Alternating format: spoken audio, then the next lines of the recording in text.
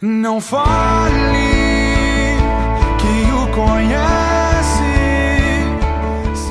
Vamos ter isso na nossa consciência, na nossa mente, no nosso coração. E quando a gente sair, a gente vai dizer: minha vida hoje está mais centralizada na palavra de Deus, está mais embasada na palavra de Deus. Então vocês perguntam, né? Biblifixe. Que palavra é essa? Existe no dicionário lá, na Aurélio ou qualquer outro? Existe essa palavra? Então, vocês vão conhecer hoje o cara que inventou essa palavra, né? Então eu queria chamar aqui o pastor Léo. Eu e o William conhecemos o pastor Léo no curso do Prega a Palavra. É o curso da Primeira Igreja Batista de Atibaia. É um curso que ele vai falar mais direito, vai apresentar ele mesmo, né? Só como a gente se conheceu, eu vou falar um pouco. Esse curso é um curso que abençoa pastores no Brasil todo e agora está indo também até para o exterior.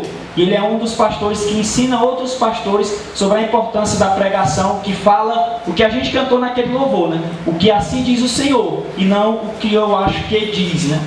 Mas é o que a palavra diz. Então, nós temos aqui, não por ele mesmo, né? Mas o que Deus fez na vida dele, quanto Deus o capacitou para a glória de Deus. Nós temos um homem que Deus vai usar muito como instrumento dele aqui, ser um mensageiro para trazer a palavra de Deus para nós. Então, pastor Léo está com a palavra. Boa noite, pessoal. Boa noite. Graça e paz. Ok. Paz, quanta gente.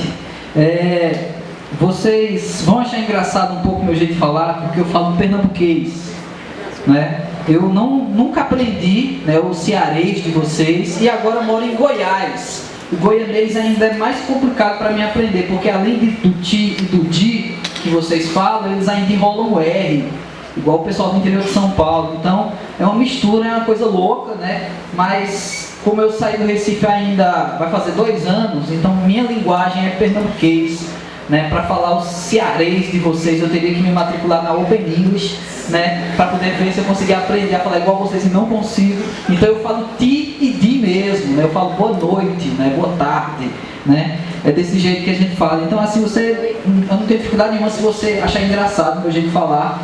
Muito menos se você achar engraçado esse público que é quase do meu tamanho também. Isso aqui é meio que um bullying, né? Que os marceneiros fazem, né? Eu vou detonar o pregador pequeno que vai pegar esse público, né? E aí ele conseguiu.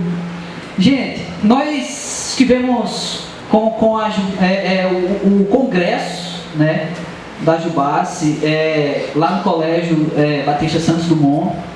E muitos de alguns desses rostos que eu estou vendo aqui, eu lembro muito de lá. Parece que ainda está muito fresco na memória, fresco no bom sentido, sem ser nesse que vocês estão pensando. Parece que ainda está muito recente na memória o congresso da Jubace, sabe? O primeiro dia que eu cheguei lá e pouca gente me conhecia, só os meninos do Prega a Palavra e todo mundo daquela coisa. O que esse anão vai falar ali, sabe? A expectativa e tudo mais, e foi muito gostoso, foi muito bom o tempo, sabe, sem saber onde é que eu ia dormir e tudo mais, e aí isso é uma piada mais interna aqui da equipe. E aí, parece que foi ano passado isso, gente, ainda está muito fresco na minha memória, sabe, o que aconteceu. Foi mesmo. E aí, obrigado, você é um servo. Muito obrigado. Você pode abrir, por favor? Depois de chamar de servo, ainda peço para ele abrir. Você é um servo, cara. Você já pode participar do filme Frozen.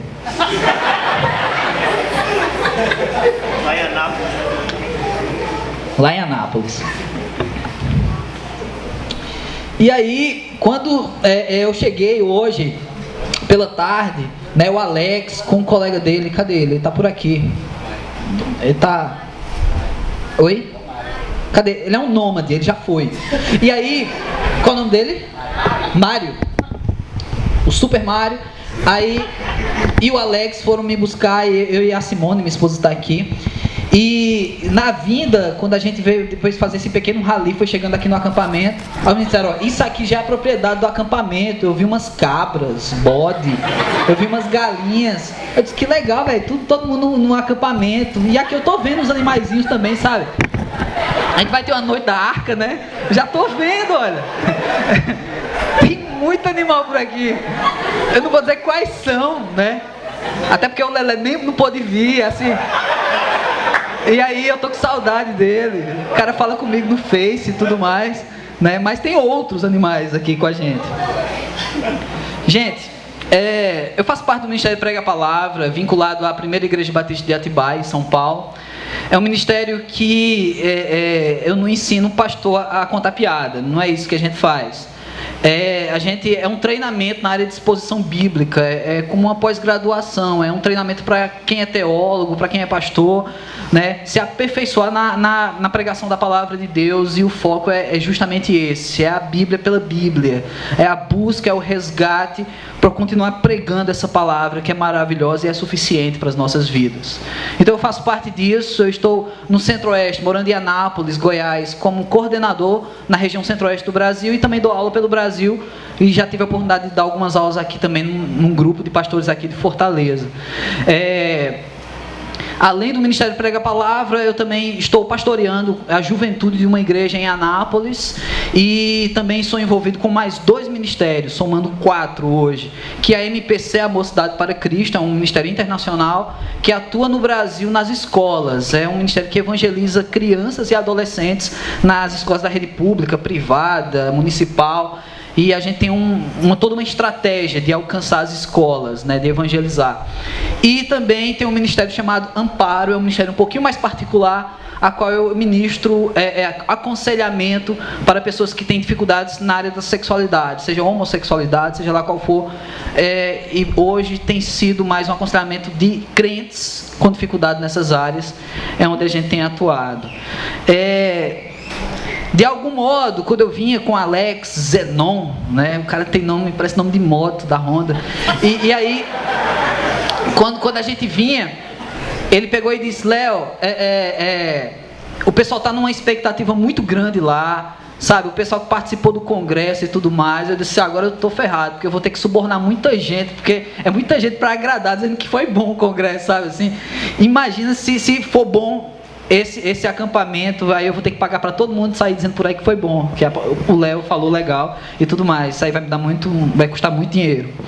A gente vai falar nessas mensagens que vamos ministrar aqui pela noite com vocês, nada mais nada menos que a proposta desenvolvida que traz o Biblifixe, né? Essa ideia de nos alimentar da palavra de Deus, tomar posse dela, né?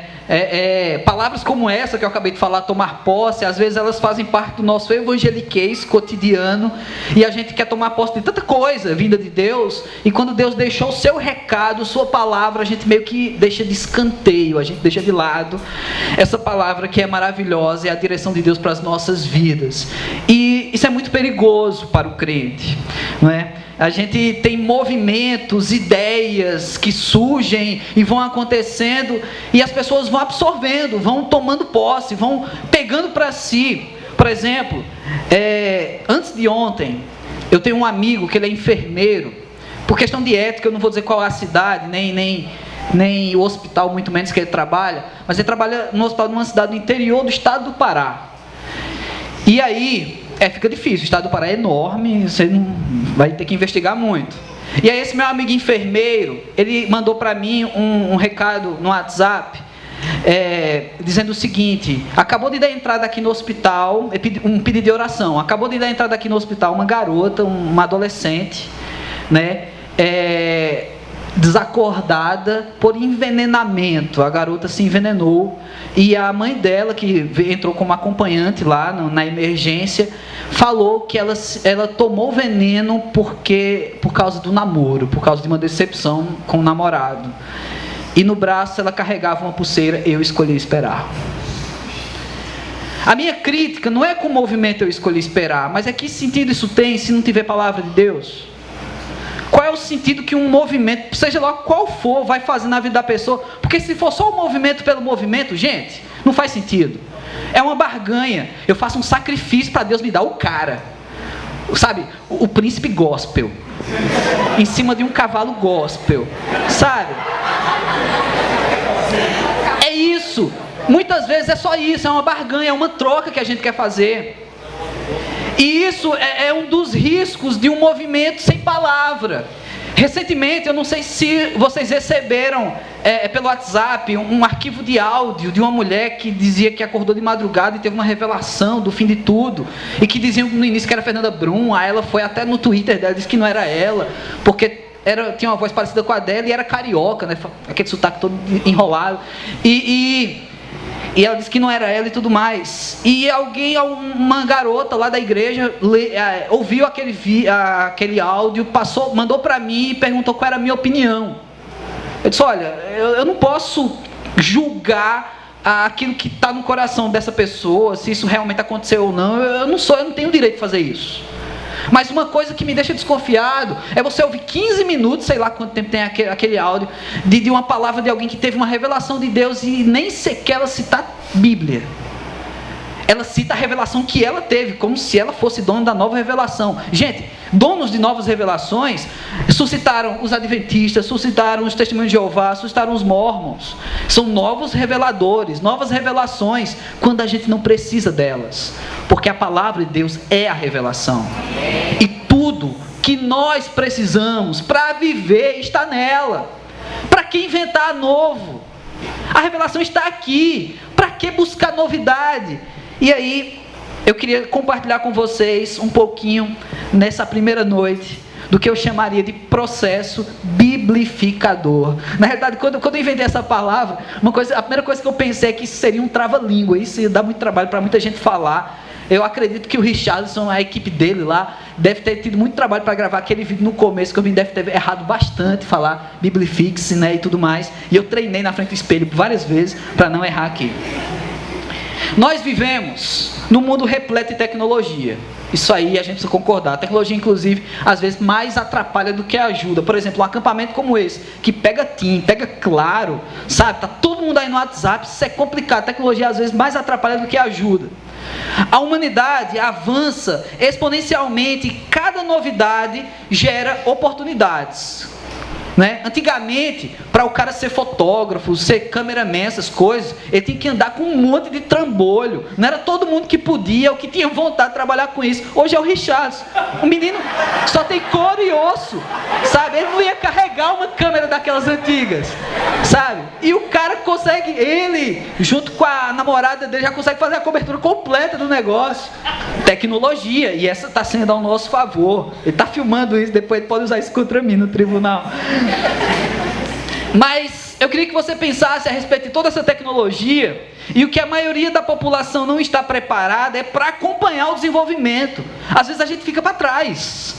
Os processos sociais de capacitação e preparo mais avançados não estão à disposição do grande público. Aí a Dilma fala do Pronatec, não sei o que lá, mas isso não faz avançar tão quanto a tecnologia. A gente avança a passos mais curtos, e isso acaba limitando a criatividade e o desenvolvimento das grandes massas. Mas por que eu estou falando de desenvolvimento, de preparo, de tecnologia?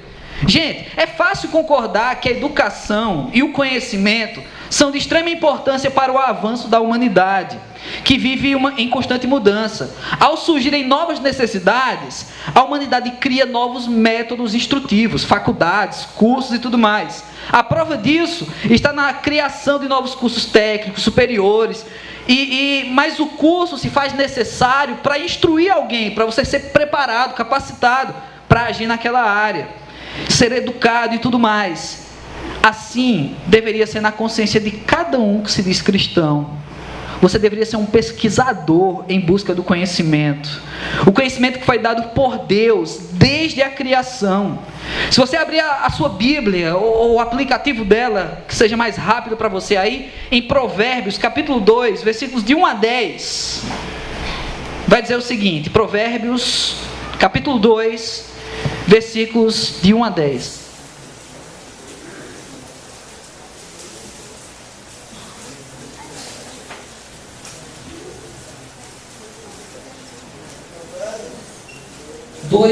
De 1 a 10 está escrito: Filho meu, se aceitares as minhas palavras e esconderes contigo os meus mandamentos, para fazeres atento à sabedoria o teu ouvido, e para inclinares o coração ao entendimento, e se clamares por inteligência, e por entendimento alçares a voz, se buscares a sabedoria, como a prata e como os tesouros escondidos a procurares, então entenderás o temor do Senhor e acharás o conhecimento de Deus, porque o Senhor dá sabedoria, e da sua boca vem a inteligência e o entendimento. Ele reserva a verdadeira sabedoria para os retos, é escudo para os que caminham na sinceridade, guarda as veredas do juízo e conserva o caminho dos seus santos. Então entenderás a justiça, juízo e equidade, todas as boas veredas, porquanto a sabedoria entrará no teu coração e o conhecimento será agradável à tua alma. A palavra de Deus, em uma celebração poética ao conhecimento, traz em Provérbios essa narrativa do quanto nós precisamos ter acesso a esse conhecimento, e tendo acesso a esse conhecimento vindo de Deus, seremos por demais abençoados. Mas na realidade esse texto não vai ser usado para a nossa mensagem, é só para confundir vocês. Agora abre a sua Bíblia em Salmo 119, capítulos de versículos de 9 a 11, inclusive o versículo que é base desse retiro e alguns mais que seguem ele. Salmo 119, de 9 a 11. Salmo 119 fica ali, depois do Salmo 118.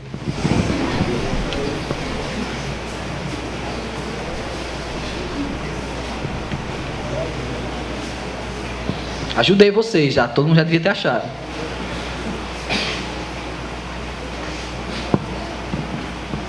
E mais uma vez, vamos ler o versículo 9, agora até o 11. De que maneira poderá o jovem guardar puro o seu caminho?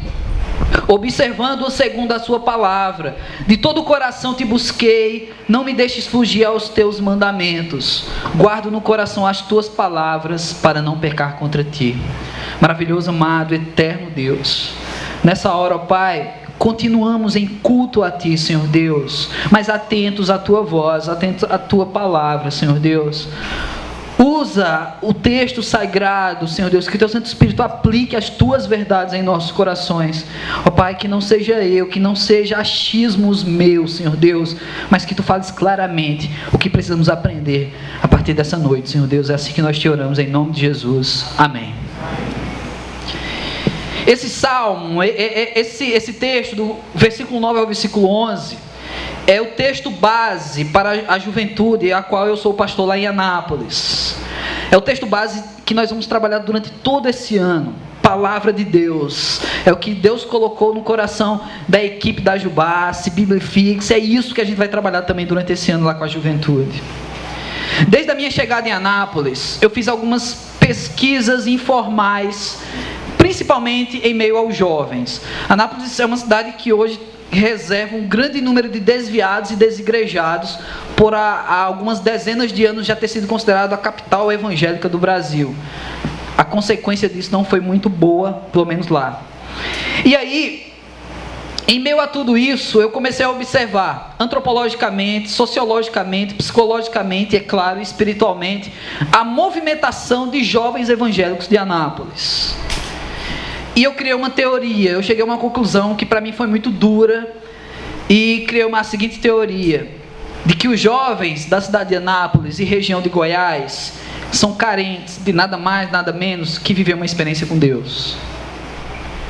Existe um movimento pentecostal ainda muito forte lá, que eles vivem múltiplas experiências quase que semanalmente. Mas não é esse tipo de experiência que eu quero falar.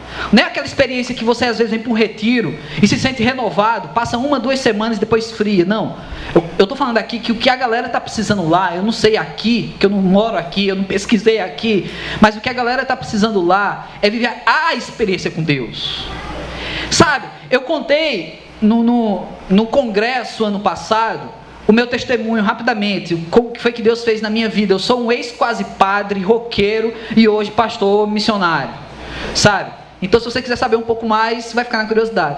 Mas aí, depois eu te dou o meu site, você pode achar lá uma mensagem que eu explico um pouco do meu testemunho. Mas aí, durante esse período em que eu estava pesquisando, eu cheguei a essa conclusão: se um dia eu for escrever uma biografia minha, gente, eu vou saber bem claro um momento em que o Léo antes de Cristo e o Léo depois de Cristo. É essa experiência que eu estou falando. Não é uma experiência qualquer com Deus. É a experiência. É a mudança de vida. É quando eu abandonei padrões, conhecimentos mundanos, aquilo que eu sabia que não era agradável a Deus e consequentemente não era bom para a minha vida, e adquiri o novo, vindo da palavra de Deus. Esse foi o momento que eu tive uma experiência com Deus. A experiência com Deus. Além disso, a minha teoria ela vai um pouquinho mais longe. Tem algo ainda pior acontecendo em Anápolis e região. É que a maioria dos meus colegas pastores, missionários, a maioria dos meus colegas seminaristas, eles tiveram um chamado de Deus, ouviram Deus chamar, o coração deles ardeu para ir para missões, para ser pastor e tudo mais, justamente na fase que eles estavam vivendo essa experiência com Deus. Mas não é um padrão, mas normalmente acontece da adolescência para a juventude na vida das pessoas. E aí é quando a pessoa está sensível e ouve Deus falar, ouve Deus chamar, porque às vezes a idade passa e a pessoa já tem filho, já tem um monte de coisa e aí não consegue. É quando você está sensível nessa experiência com Deus. Então, se a minha teoria estiver certa, se está faltando na juventude anapolina viver uma experiência com Deus, consequentemente as vocações estão desaparecendo.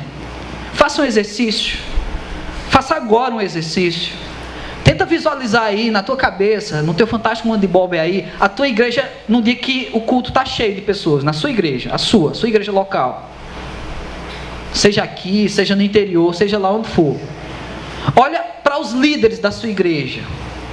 Pastor, diácono, os líderes de ministérios e tudo mais.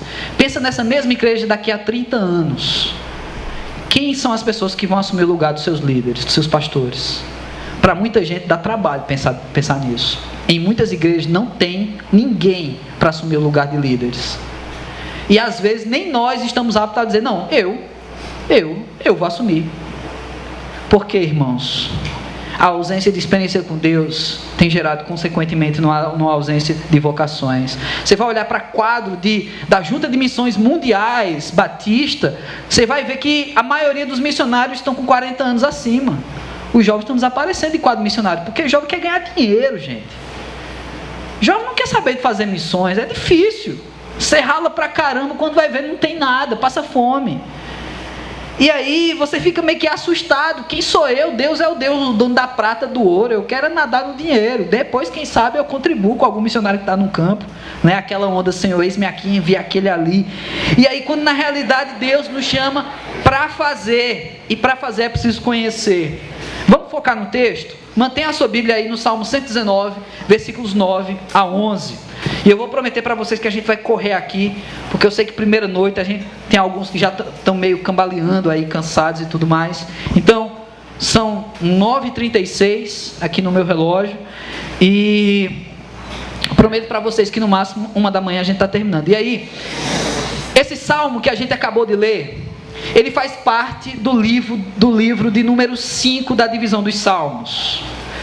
Existe uma linha forte teológica, e eu creio nela, que acredita que o Salmo pode ser dividido em 5 livros, e cada parte finaliza com uma doxologia, uma palavra de adoração a Deus. Cada uma dessas 5 partes tem uma temática distinta, da seguinte forma: do primeiro capítulo de Salmo ao capítulo 41 de Salmo, é o primeiro livro, ele fala basicamente sobre desgraça e fé. Do capítulo 42 ao capítulo 72, ele fala sobre confusão e confissão. Do capítulo 73 ao 89, ele fala do desespero pela desobediência. O pessoal já está no exílio.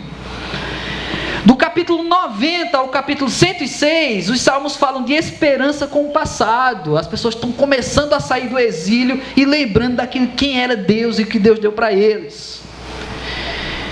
E finalmente, do capítulo 107 ao capítulo 150, nós temos salmos de louvor. O que são salmos carregados de esperança, visto que o povo já estava saindo, em processo de saída do exílio. Agora o Salmo 119, esse que é base dessa nossa reflexão, alguns versículos dele, em meio a esta mensagem, traz em si uma particularidade. É um dos raros salmos de sabedoria que exaltam a ação da lei em meio às pessoas, a ação da palavra. A gente vai encontrar isso no Salmo 1, no Salmo 19, do versículo 7 ao 14, e no Salmo 119.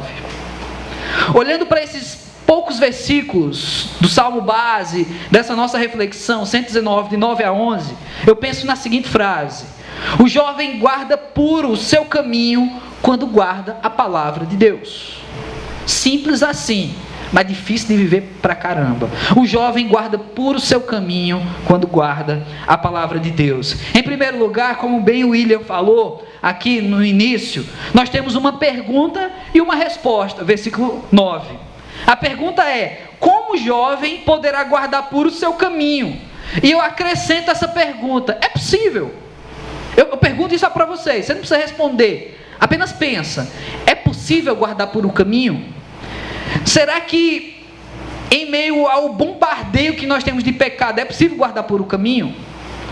Sabe, se a gente ligar a televisão agora, a gente vai ver, vai ter uma crise, porque tem um monte de pessoas que vão passar na frente da tela, que eles não, moças, mulheres que não têm dinheiro para comprar roupa, elas estão com pouca roupa, sabe, nos carnavais da vida. A gente vai ter crise, em meio a tanto bombardeio, apelo sexual, apelo à pecaminosidade, apelo ateísta, apelo ortodoxo, da linha neo-ortodoxa, apelo modernista, apelo da Umbanda, apelo do espiritismo, apelo de uma porção de coisas.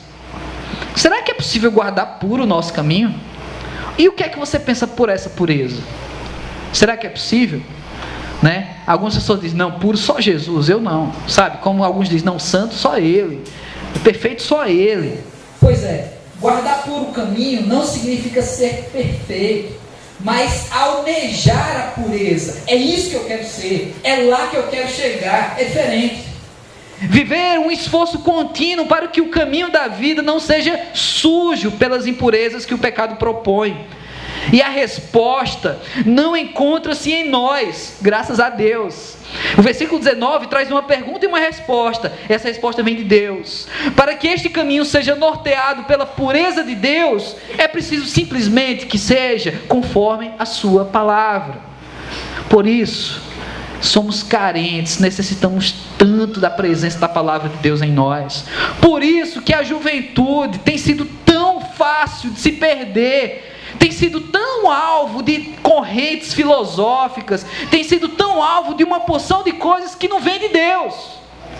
Porque para almejar a pureza, para querer ser perfeito, para buscar isso, é preciso ter palavra, a palavra de Deus. Mas nós somos preguiçosos.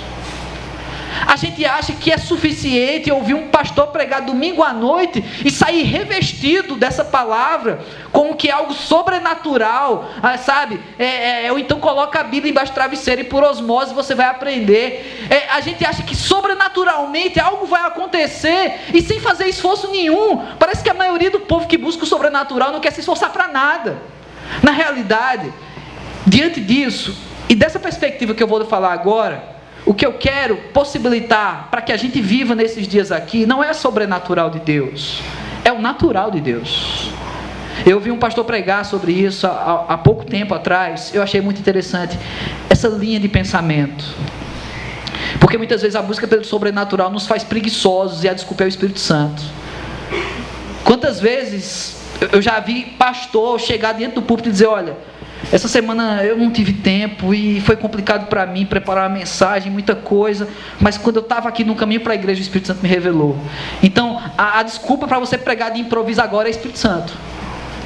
Sabe, o pastor ele vai fazer um stand-up, ele vai improvisar ali o texto bíblico e a desculpa é o Espírito Santo. O Espírito Santo, ele capacita. A Bíblia fala disso.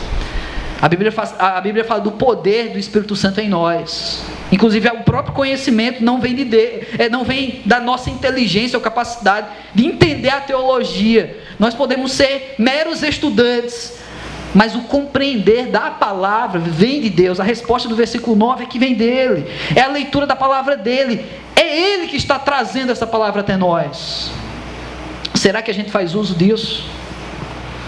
Para que esse caminho seja norteado pela pureza de Deus, é preciso ser conforme a palavra.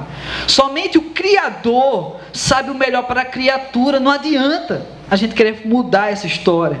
O nosso problema está por inúmeras vezes na tentativa de adaptar a Bíblia ao nosso modelo de vida, que é pecaminoso, ao invés de orientar a nossa vida pela Escritura Sagrada, que é a pureza. A gente quer colocar tudo nos nossos moldes. Tudo tem que caber no nosso jeito. Até a religião. E, gente, querer colocar a religião dentro dos moldes pecaminosos e humanos não é novidade dos nossos dias. É inclusive uma moda nos nossos dias. Porque isso sempre aconteceu. Sempre tem acontecido. E as pessoas vão gritar, vão zombar de você, se você for alguém que busca a palavra.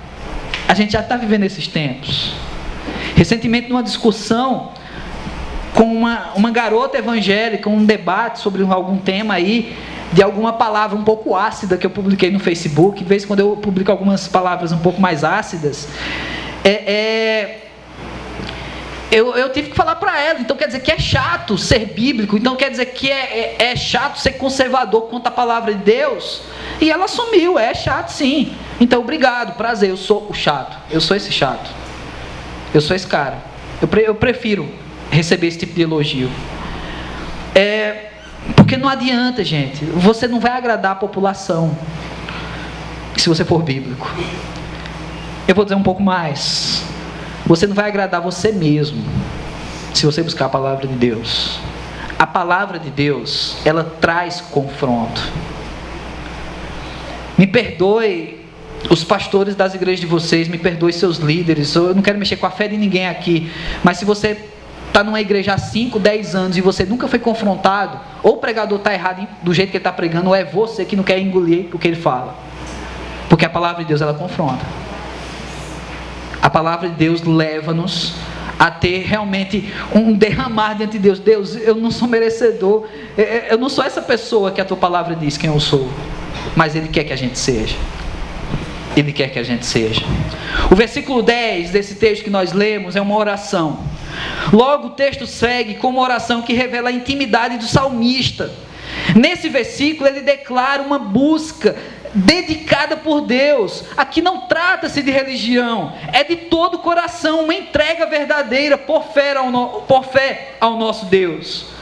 Foi a mesma forma, penso eu, que de coração Paulo diz lá em Filipenses 1:21, porque para mim viver é Cristo e o morrer é lucro. Ele rasga o coração, ele está dizendo o que é realidade para ele. Qual é a nossa realidade de vida? É nesse ambiente que o salmista se entrega e faz o seguinte clamor: não me deixes fugir aos teus mandamentos. Será que a gente tem orado nesse sentido? Deus, não me deixa escapar da tua verdade, não me deixa fugir nem para a direita nem para a esquerda da tua palavra. Será que a gente ora assim? A gente ora pedindo, a gente pede mais, a gente ora segundo propaganda de Danone dos anos 90, me dá Danoninho. Muitos dos menores aqui nem conheceram esse comercial, mas nós somos crentes assim, me dá, a gente quer de Deus. E às vezes a gente cobra de Deus. E aí tem uns doidos lá fora que acham que determina Deus para Deus. Aí é antibíblico. Mas na realidade, esse tipo de oração ela também deveria fazer parte da nossa prática de oratória para com Deus. Deus, não me deixa fugir dos teus mandamentos, me ajuda a permanecer firme. Mas gente, como é que numa oração você vai assumir que é essa pessoa miserável? Se a gente ainda, numa outra linha eclesiológica ou de pregações, a gente está vivendo uma maré de igrejas de alta ajuda. Você é o cara, você é o crente, você é poderoso, sabe? As meninas, vocês são as super poderosas, sabe? Os meninos, vocês são os bichos esquisitos que tem poder também, sabe? E tem uns mais esquisitos que outros aqui. E aí está faltando isso, está faltando essa oração com sinceridade. Deus, eu sou pequeno demais, eu sou fraco demais, a tua palavra ela é muito poderosa, mas eu não consigo, então Deus me ajuda a permanecer nela. Faz essa oração nesses dias aqui, faz essa oração. Até mesmo você que está pensando que o retiro da Jubácia é um desfile para você identificar quem é mais bonito ou não, sabe? Independente que você pensou dessa maneira e depois levar um puxão de orelha do Jonathan, você já está pensando diferente, espero eu. Independente disso, faz esse exercício, faz essa oração. Deus, não me deixa perder nada da tua palavra. Deus, me ajuda a absorver o máximo da tua palavra. Sabe, a gente vai ter dias aqui que vocês vão ter atividades à tarde, a partir de amanhã e tudo mais. Pede a Deus que, apesar do cansaço das atividades, sei lá, se você levar um tombo no futebol, sabe, e quebrar a perna, sabe, assim, chegar aqui depois do hospital e tudo mais, depois que consertar a sua perna, chegar aqui e dizer assim: Deus, me ajuda a absorver a tua palavra. Não deixa que nada tire isso da sua cabeça, não. Não deixa que os WhatsApp que você já está recebendo aí no seu celular, não deixa que as influências externas, não deixa que isso roube a palavra que você tem buscado aqui, não. Faz essa oração com Deus também. E logo em seguida, no versículo 11, nós temos aí um desfecho com um compromisso. O que é que diz o versículo 11? Salmo 119. Guardo no coração as tuas palavras, para não pecar contra ti. É um voto, é um compromisso. Ele faz uma oração, ele diz que de todo o coração vai buscar a Deus e pede para que Deus não o deixe fugir, e depois ele se compromete.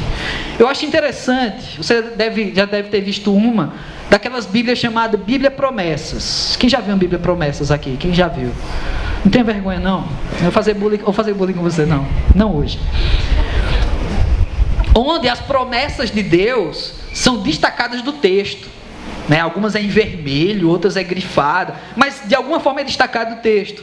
O mais interessante ainda é conhecer pessoas que leem apenas as promessas destacadas. Ela pega a Bíblia e fica lendo só as promessas, como se os outros textos fossem desimportantes. Para quê? As promessas já são boas demais, eu só quero elas para mim. Gente, sabe o que é uma promessa na palavra de Deus? Promessa é compromisso. Não é aquele compromisso brasileiro de marcar 7 e chegar às 7:30. É compromisso de verdade. A promessa é um compromisso com Deus. É o que você diz e você vai cumprir. Mas de todo jeito você vai cumprir. Não é a promessa dos nossos políticos. É promessa de verdade. No versículo 11, o salmista faz uma promessa a Deus. Ou seja, não é um simples compromisso, mas uma fidelidade, um voto de fidelidade a Deus. Gente, você fazer um voto de fidelidade a Deus é coisa muito séria. Não é você prometer, sabe, amor para namoradinha, depois você termina e diz: ah, não era ela que eu amava, sabe?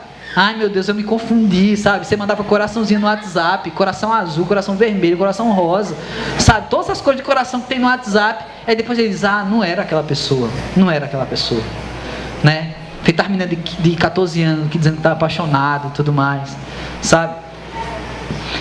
E aí, a palavra de Deus, ela mostra um coração sincero e um voto de fidelidade.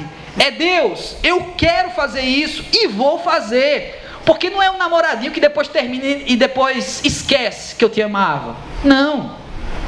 É um compromisso com Deus que está o tempo todo com a gente.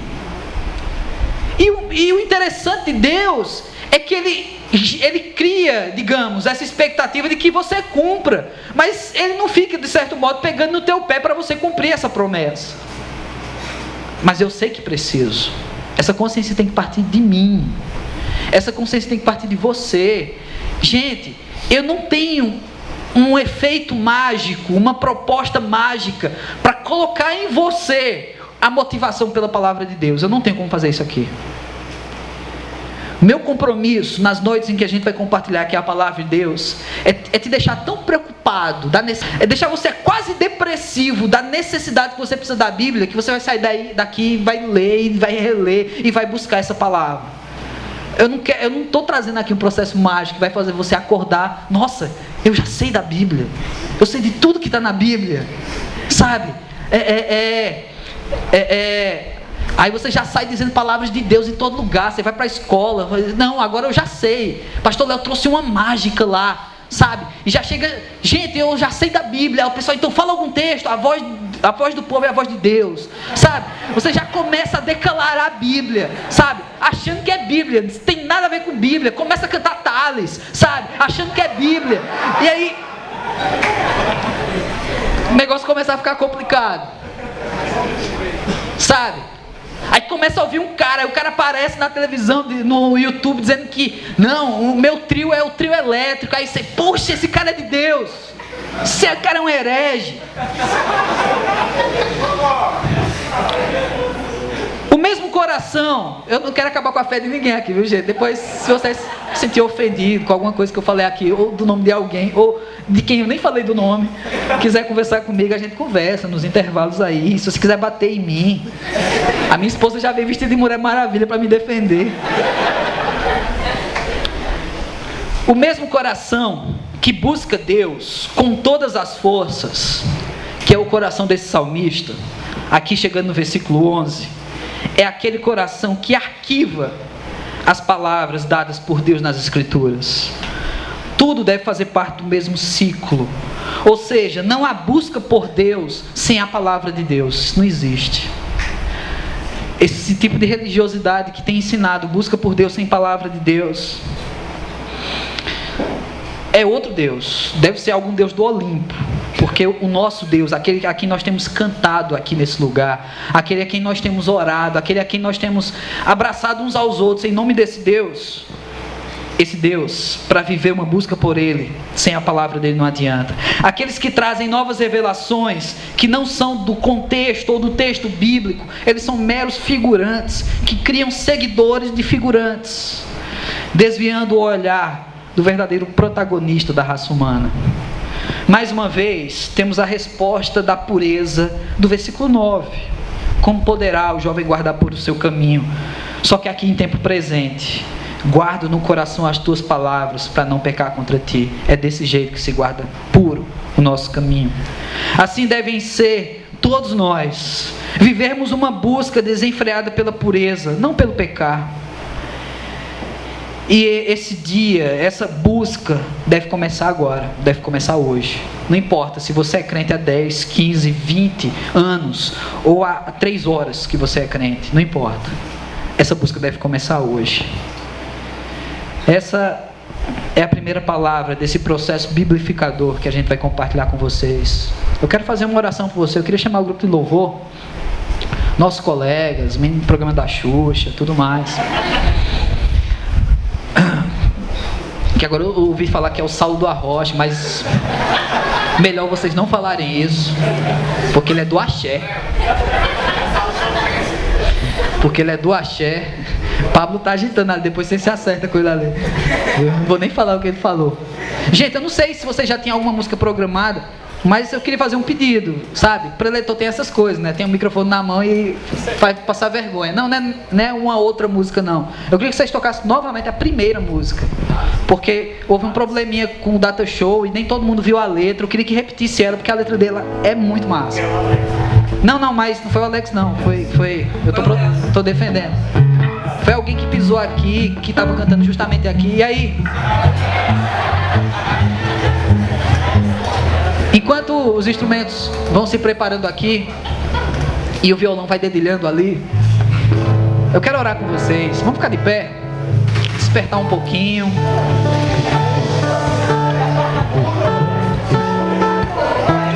Eu não entendi esse chiado. Como é isso? Isso tem a ver com a coordenação motora. Você levanta. Eu não entendi esse negócio. Depois você me explica. Eu quero orar com vocês. Deus, nós te rendemos graças, Senhor Deus, pela oportunidade que Tu nos dá, ó Pai, de reconhecer o quanto somos carentes da Tua palavra em nossas vidas. Obrigado, Deus, em meio a tantas religiosidades, inclusive no nosso país, que tem se desviado da Tua palavra, Senhor Deus. De uma maneira muito carinhosa, Tu nos chamou para esse retiro, Senhor Deus. Tu nos chamou a esse encontro contigo, ó Pai, para exaltar essa Tua palavra, para buscá-la com mais intensidade e entender que nós somos nada sem a Tua presença, sem o Teu falar, sem essa Tua palavra em nossas vidas. Nós não somos nada sem Ti, Senhor Deus. Então ajuda-nos nesses dias, ó Pai, a reconhecer isto, a entender que essa busca pela pureza a qual Tu nos propõe, ela está inteiramente ligada à Tua palavra, que nós precisamos ser guardadores da Tua palavra em nossos corações. Deus, nós jovens, às vezes nós guardamos mágoa, às vezes nós guardamos saudade, às vezes nós guardamos tantas coisas que de repente nem servem. E nessa hora, Senhor Deus, queremos sair daqui com esse compromisso fechado de guardar a Tua palavra em nossos corações. É dessa maneira, Senhor Deus, que o Teu Salmo diz que nós não vamos pecar contra Ti, ó Pai. É difícil, Deus, é muito difícil, Pai, mas nos ajuda, Senhor Deus. É assim que eu Te oro, Pai. Te agradeço por tudo, Senhor Deus, por estar aqui, por celebrar a Ti, Senhor Deus. No nome de Jesus, ó Pai, eu Te louvo.